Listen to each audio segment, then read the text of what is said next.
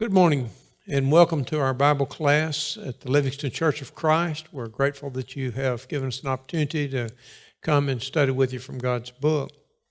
I want to continue this week with a study of the book of Ruth.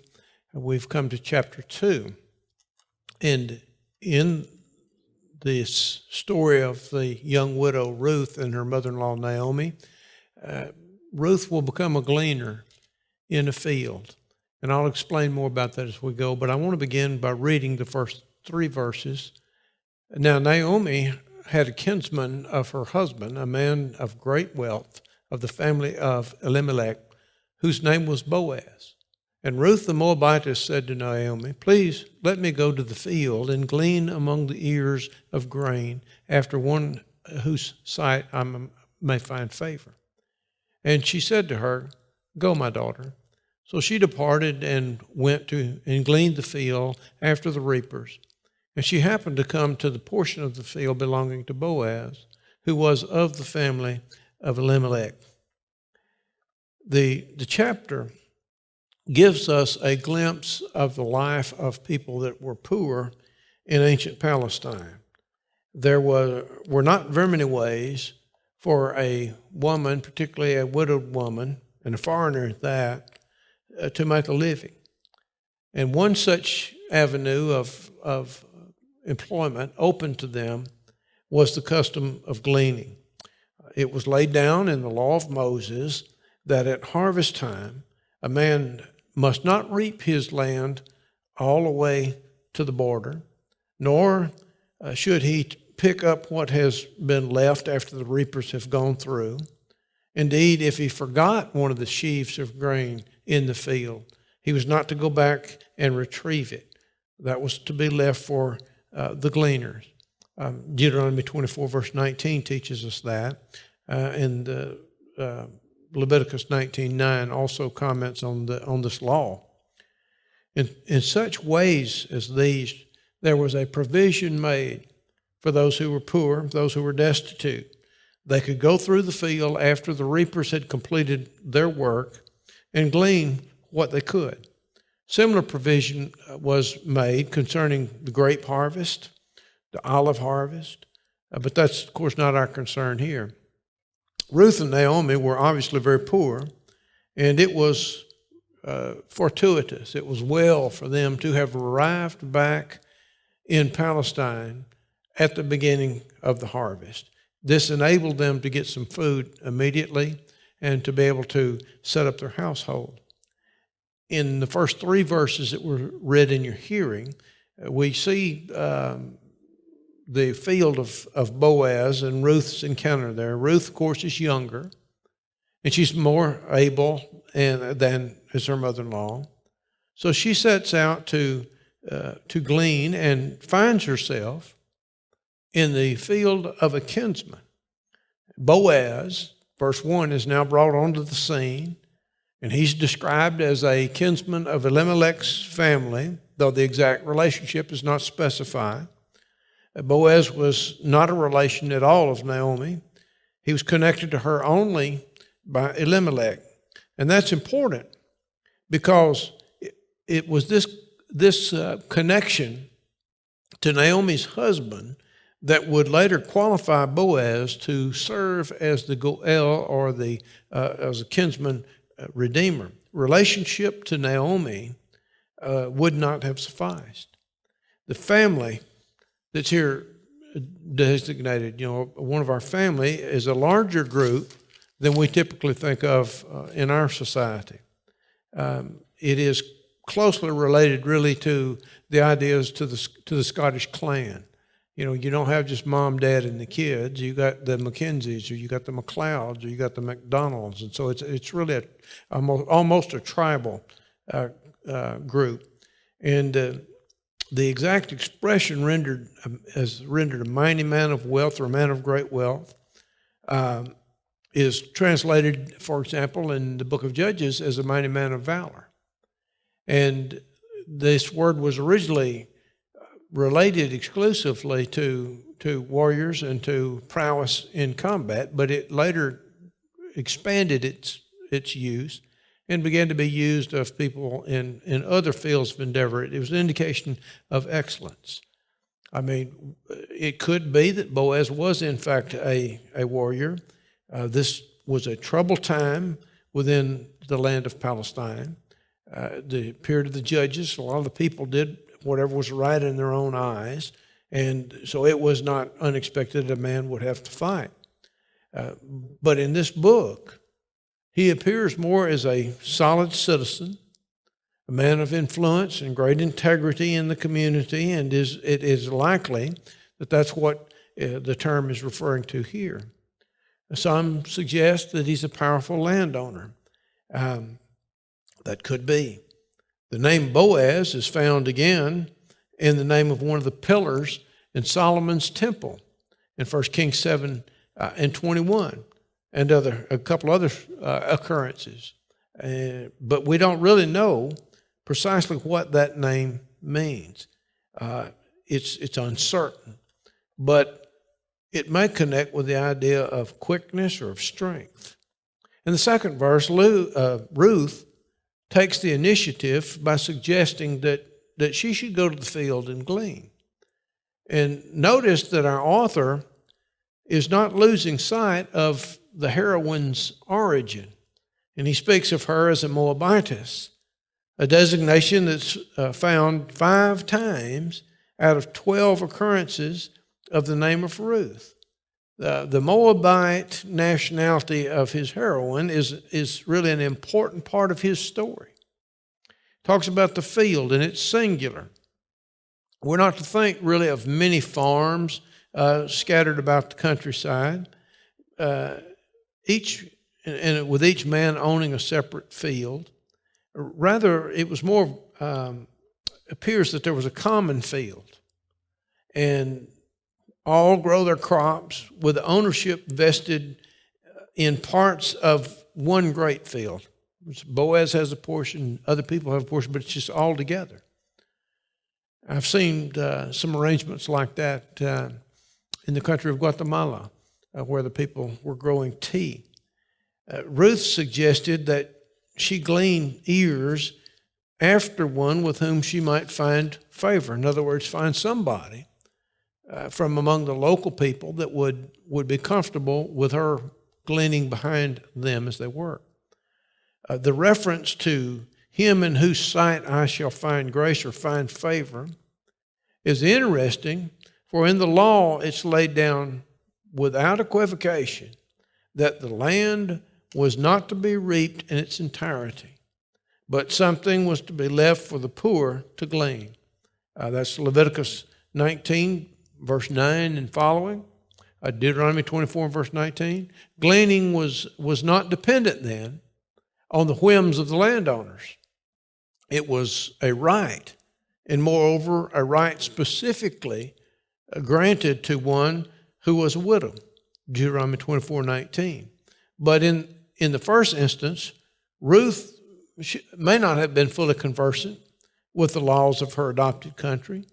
And in the second instance, we need not doubt that a hostile landowner could make the life of any gleaner that was there miserable if they wanted to. So it was better for Ruth to search out someone who would regard her with favor. In verse 3, she goes to the field and gleans after the reapers. Ruth didn't understand the full significance, really, of what she was involved with, I don't believe. She didn't know the people. She didn't know the owners of the land. She came to the field and apparently, by chance, worked in a particular section of the field, the section which belongs to Boaz. Almost exactly the same expression is found in Ecclesiastes chapter 2 and verse 14, where it's rendered one event happens to all men, and nowhere else in the Old Testament. This points to the truth that men did not control and do not control events, but that the hand of God is behind the events and that he works out his purpose in the world. It was the fact that she came to this field and no other that was to lead to her acquaintance with Boaz. and her subsequent marriage to Boaz, with all that's involved in that, including, for example, the fact that it led up to the birth, ultimately, of King David. And King David, as you know, was an ancestor of Jesus. Our author thinks of God as being in all of this, and I think he's right. The Hebrew refers to the piece of the field belonging to Boaz. This probably means that a part of this commonly held field is seen over by Boaz. It is said that grain fields were not divided from one another by a fence or by a hedge, but that the boundary was simply indicated by stones. Alternatively, the field portion of Boaz might mean the fields belonging to Boaz. Our author repeats the information that Boaz was from Elimelech's clan. So the hand of God is over Ruth's action, and the writer doesn't want us to miss this. We come next to chapter 2, verse 4 through verse 17 as a unit, and it talks of the meeting and of Ruth by Boaz and his provision for her. I'd just like to read that in your hearing. If you have your text, you can read along. I'm reading from the New American Standard Translation, updated. Now, behold, Boaz came from Bethlehem, and he said to the reapers, "May the Lord be with you." And they said to him, "May the Lord bless you." Then Boaz said to his servant who was in charge of the reapers, "Whose young woman is this?" The servant in charge of the reapers replied, "She is the young Moabite woman who returned with Naomi from the land of Moab." And she said, "Please let me glean and gather after the reapers among the sheaves." Thus she came and has remained from the morning until now. She has been sitting in the house for a little while. Then Boaz said to Ruth, "Listen carefully, my daughter. Do not go to glean in another field. Furthermore, do not go on from this one, but stay here with my maids. Let your eyes be on the field which they reap, and go after them. Indeed, I have commanded the servants not to touch you. When you are thirsty, you go to the water jars, and you drink from what the servants draw." Then she fell on her face, bowing to the ground, and said to him, "Why have I found favor in your sight, that you should take notice of me, since I am a foreigner?" Boaz replied to her, "All that you have done for your mother-in-law after the death of your husband has been fully reported to me, and how you left your father and your mother in the land of your birth, and came to a people that you did not know previously. May the Lord reward your work, and your wages be full from the Lord, the God of Israel, under whose wings you have come to seek refuge." Then she said, "I have found favor in your sight, my Lord, for you have comforted me, and indeed have spoken kindly to your maidservant, though I am not like one of your maidservants." At mealtime, Boaz said to her, "Come here, that you may eat of the bread, and dip your piece of bread in the vinegar." So she sat beside the reapers, and he served her roasted grain, and she ate and was satisfied, and had some left. And when she arose to glean, Boaz commanded his servant, saying, "Let her glean even among the sheaves. Do not insult her. Also you shall purposely pull out some of the grain for her from the bundles, and leave it where she may glean. Do not rebuke her."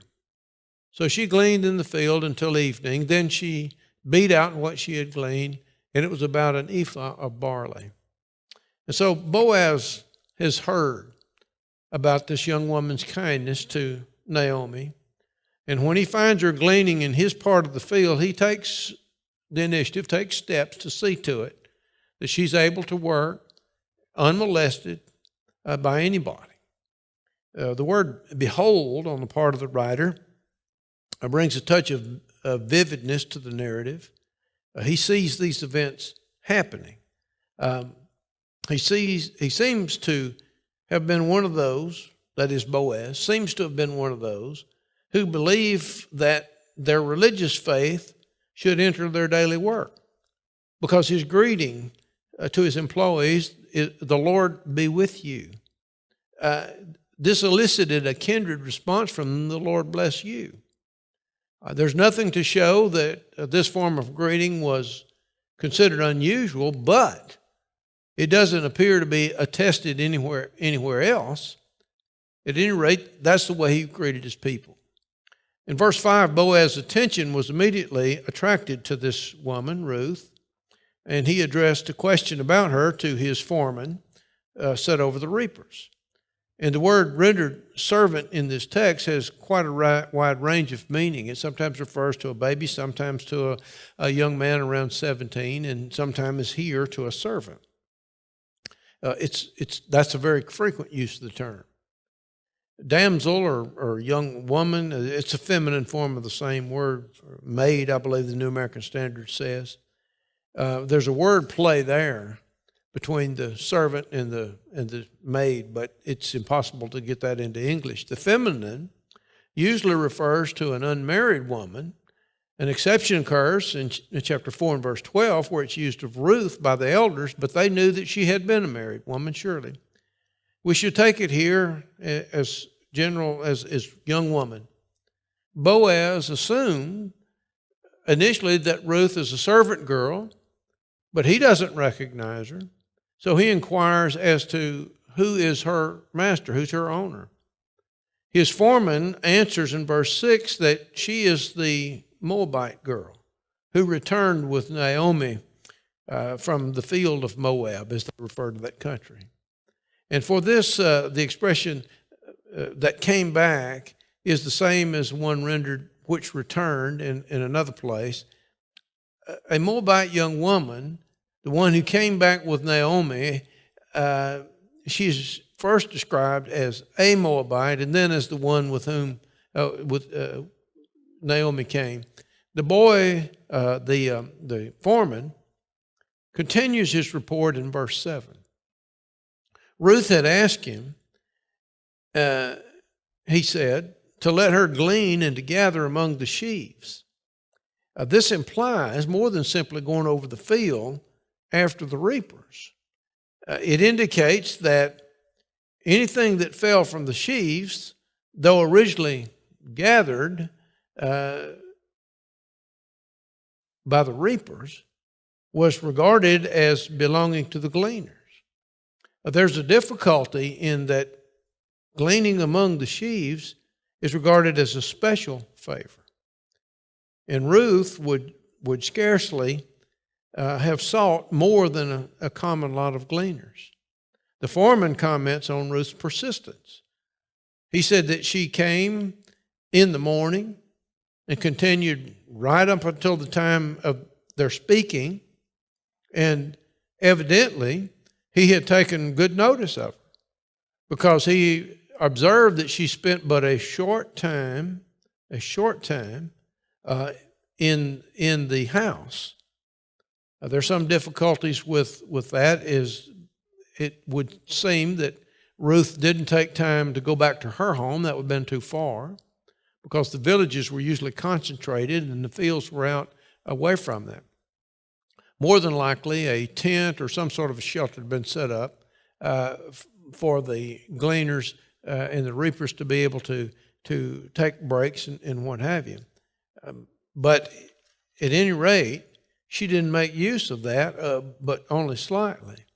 And so it's a temporary house out there by the field, adjacent to the field. It's unlikely to mean a regular house. A house standing off alone at that time would have been a very unusual thing. As indicated a moment ago, the countryside was arranged in a way that the villages were concentrated. The fields were on the outskirts of that area. Ruth has worked all the morning. She worked hard all morning and didn't take a rest. Boaz now in verse 8 addresses Ruth and secures her attention for what follows. And when he asked her, one of the words that's used, the verb that's used, it indicates has she understood, not simply heard. And this well may be the case. The form of the question looks for an affirmative answer. The form of address, my daughter, points to a disparity of age between Boaz and this young lady. He instructs her not to glean elsewhere, neither go. That's an emphatic prohibition in the original language. And this seems to imply that, there might have been normally some advantage to a gleaner to go from one portion to the next.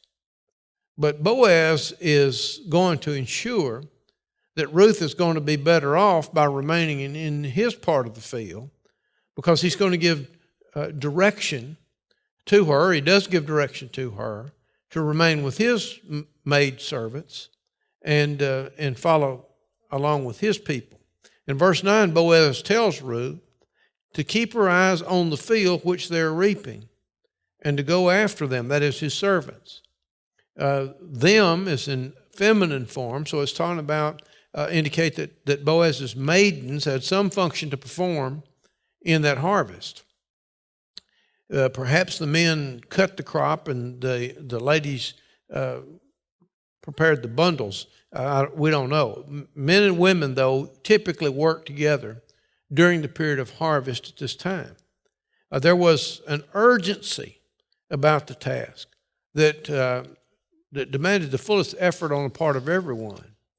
There was not mechanized agriculture, of course, and when the harvest came in, it was manual labor, and it had to be done, and it had to be done immediately, or the people wouldn't be able to eat. They wouldn't survive the winter.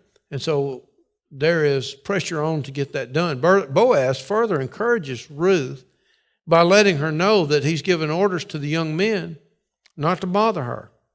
One can imagine the enthusiasm of the gleaners may cause them to encroach upon the legitimate property of the owners unless they're checked in that.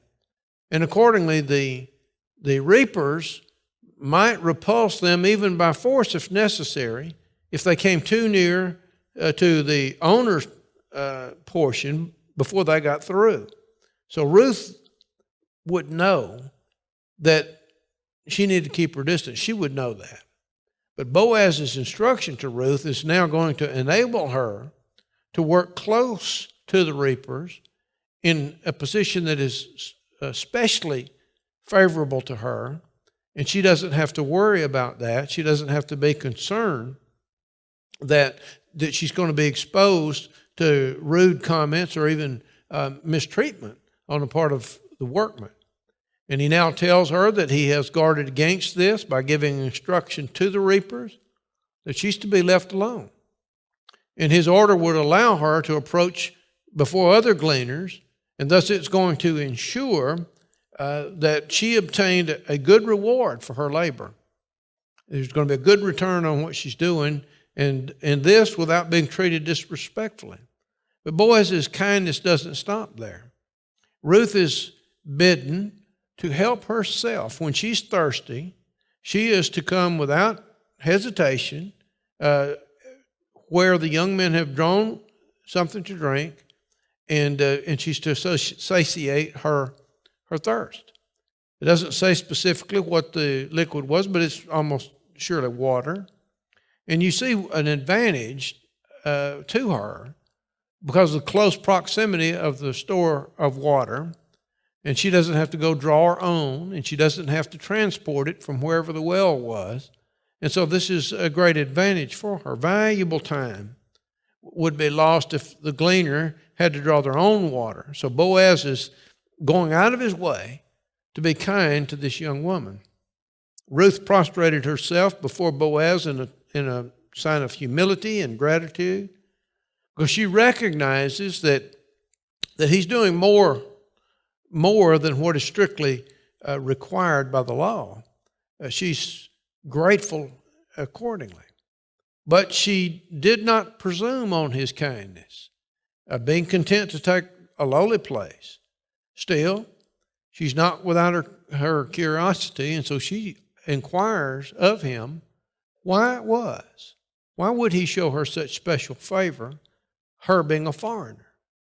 And in verse 11, he replies that it's certainly been told to him about what she has done for Naomi, and that made an impression on him. He speaks of what she's done for mother-in-law, and Ruth had been helping Naomi as the two worked together. He knows that. Boaz is also impressed with Ruth's sacrifice in leaving her parents, leaving her native land, leaving everything that she has known, and coming with her mother-in-law. That's meant a great deal to him. And was he perhaps reminded of the great faith of the father of his own nation, Abraham, who left his family and went out not knowing where he was going to sojourn in the land? I don't know if he had that in his mind or not, but it certainly seems that the writer of this book did. He makes no express mention of Abraham, but Ruth, like the patriarch, had gone out not knowing really where she was going. And like Abraham, she had trusted Yahweh to take care of her. And again, Abraham was accompanied only by his wife, who was designated barren. Yet God, in a wonderful way, was to give them a child. And God, in a wonderful way, is going to give Ruth a child. Leaving her own, Ruth has come to a people that she did not previously know. And the Hebrew expression here means literally yesterday, the day before that, and indicating that Ruth's knowledge of this people was very recent. In verse 12, Boaz concludes with a short prayer for Ruth. He's recognized that Ruth has shown kindness to Naomi, and now he prays that Yahweh will recompense her for this. Ruth has deserved well, he thinks, and he trusts that the Lord, God of Israel, is going to pay her wage in full. And in due course, that prayer is going to be answered by the man that utters it, by Boaz. He recognizes the religious aspect of Ruth's change of country by saying that she has come to trust under Yahweh's wings. And the imagery is probably that of a tiny bird snuggling under the wings of a foster mother. It gives a very vivid picture of trust and security. He is impressed with this young woman, as well he should be. And in verse 13, Ruth's reply acknowledges her deep appreciation of Boaz's kindness.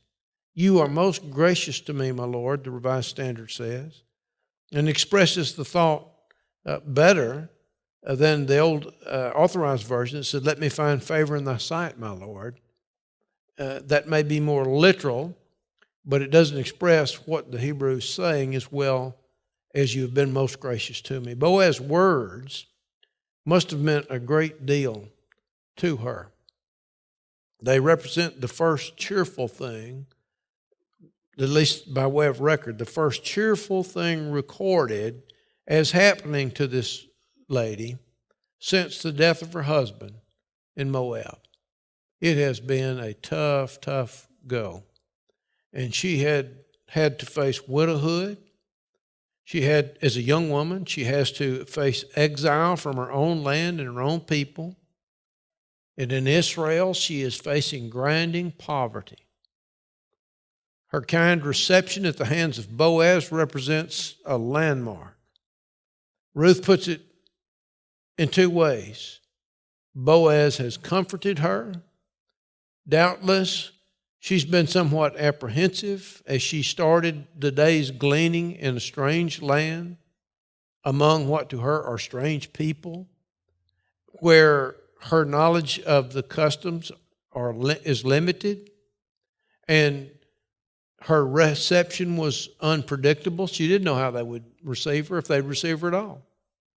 Boaz's words and his whole attitude have indeed been a great comfort to her. And then she says, "You have spoken friendly unto your maid."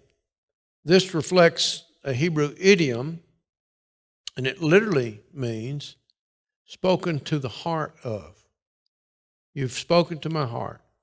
And so in a graphic way, she's saying that the words were most kind. And Boaz has done all of this, though Ruth is not as one of his own maids. She doesn't have that standing. How she differed is not said, but different nationality is probably a sufficient explanation. The word for handmaid differs from the word used in other places. It's a different term, and it's a more menial term. But Ruth, in her humility, does not even claim a place as one of Boaz's handmaids. She doesn't take that. She's not that presumptuous. In verse 14, the ancient language is ambiguous here. It could mean that Boaz addressed Ruth at mealtime. Some translations go that way. Or it could mean that he said, at mealtime, this will take place. Boaz's invitation to Ruth, in any case, was that she should share the meal with his party. Her place beside the reapers showed definitively that she was accepted as one of the party.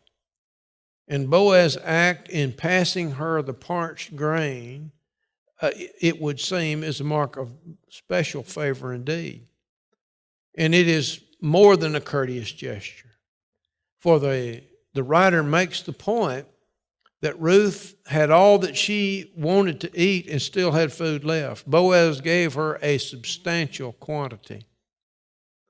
He knew exactly what he was doing. He knew the need of this young woman, the continuing need, and of Naomi, and he's no doubt filling that need. Verse 15, after the meal, Ruth returns to her task. But her way was made easier by an instruction from Boaz to his young men to let her glean among the sheaves. Don't humiliate her. Don't castigate her. Don't bother her. And he gave them those instructions personally. He didn't depend on the foreman. He didn't depend on anyone else. He spoke to them face to face, and those instructions were carried out, no doubt. There was obvious danger in allowing gleaners in general to come too close to the sheaves. Under normal circumstances, that wouldn't be allowed, and there's a reason for that. But Boaz is prepared to allow this young woman this special privilege in these circumstances. The law gave the gleaners the right to go over the field after the reapers. But that's the point. They must do so only after the reapers have finished their work and had taken all they wanted from the field. Boaz is now going beyond what's legally required. He's going beyond the legal rights of the gleaners, and he's allowing Ruth to glean before the reapers are through. In verse 16, he goes further still. He instructs the young men to pull out something from the bundles and to leave it there for her. He's simply saying what will happen. And when she gleans it, he says, do not reprimand her. Do not correct her. Do not stop her. In verse 17, Ruth completed her day's work, laboring unto the evening. And you see all through this chapter, this young woman is not adverse to working. She took the initiative. She did more than her part, and she is staying with it until the day is done. Then she beat out the grain that she had gleaned and discovered that it amounted to an ephah of barley. An ephah is about 4 gallons, I think I'm right on that, and that's substantial. And the amount is large for a gleaner going over a field, which probably means both that Boaz's servants had obeyed his instructions and that Miss Ruth had worked very hard. They saw to it that they did what the master said, and she did her part and then some. Well, she goes home now to her mother-in-law with this wonderful news and these supplies that they didn't expect. In verses 18 through 23, we get Naomi's reaction to this. She took it up and went into the city. And her mother-in-law saw what she had gleaned, and she also took it out and gave Naomi what she had left after she was satisfied. Her mother-in-law then said to her, "Where did you glean today, and where did you work? May he who took notice of you be blessed." So she told her mother-in-law with whom she had worked and said, "The name of the man with whom I worked today is Boaz." Naomi said to her daughter-in-law, "May he be blessed of the Lord, who has not withdrawn his kindness to the living and to the dead." Again Naomi said to her, "The man is our relative. He's one of our close relatives." Then Ruth the Moabitess said, "Furthermore, he said to me, 'You shall stay close to my servants until they have finished all my harvest.'" Naomi said to Ruth, her daughter-in-law, "It is good, my daughter, that you go out with his maids, so that others do not fall upon you in another field." So she stayed close by the maids of Boaz in order to glean until the end of the barley harvest and the wheat harvest, and she lived with her mother-in-law. Ruth takes up the result of her work and her toil in verse 18 and goes to the city. And depending on how we supply the vowels to the text, we may read her mother-in-law saw, or she showed her mother-in-law. The writer is telling us how Naomi came to learn what Ruth secured from this day's work, and Ruth also produced the food that she'd kept after her hunger was satiated. Boaz had not simply passed her some food as part of the general meal, in which case she would have gathered, what remained would have been gathered up. He had evidently presented her with a quantity of food so that she's now able to bring what she was not able to eat at the time because there was so much of it, to bring that back to Naomi. Boaz certainly knew what he was doing. And Naomi asked Ruth, "Where have you been gleaning?" And she proceeds to pronounce a blessing on the man who had noticed Ruth. And from this, it seems that the result of Ruth's gleaning was rather more than anybody could have expected on a normal day. And Naomi deduces that some special favor has been shown Ruth, and she looks for the source. And Ruth replies that, well, his name's Boaz. In verse 20, the news causes Naomi to break out in praise to God. She first bespeaks a blessing for Boaz, recognizing his great kindness, but the bulk of her exclamation is concerned with rejoicing in God. And this is a beautiful part, because you remember when Naomi got back home, she felt like God was against her. That he, for some reason, because she lost her husband and her sons, and now she's going home destitute. She left full and coming back empty. It was a bleak outlook. And now here she is, recognizing God has not ceased his loving kindness. And she makes specific mention of the dead as well as the living. Among these people, there's a strong sense of family, so any kindness that God might show to Ruth and to Naomi is a kindness to their dead relatives as well. It is to show respect to that family. And then Naomi goes on to tell Ruth the reason for her expression of pleasure. Beyond what they got, Boaz is a relative. He's a kinsman. And the use of that term, or use of the term referring to the dead, indicates that already Naomi might have had in mind how this thing might work out. In verse 21, it is curious that after all this time, the writer still refers to his heroine as Ruth the Moabitess. But he doesn't want us to miss her nationality. The list of blessings had not been completed because in addition to what had been mentioned, there was the further point that Boaz told her, you stay with my servants until this entire harvest is done.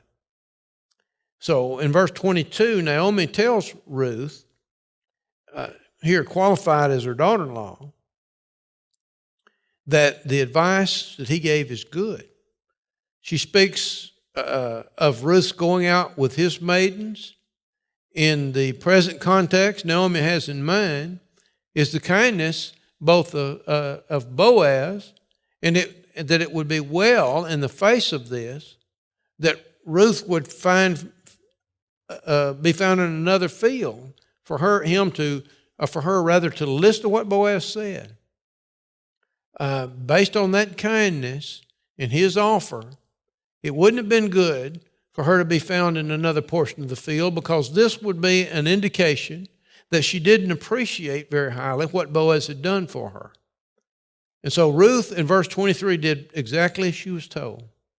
She stayed with Boaz's maidens to glean right up to the end of the harvest. And if you'll tune in next week and God allows me to be here, we'll see what happens in chapter 3. May God bless you.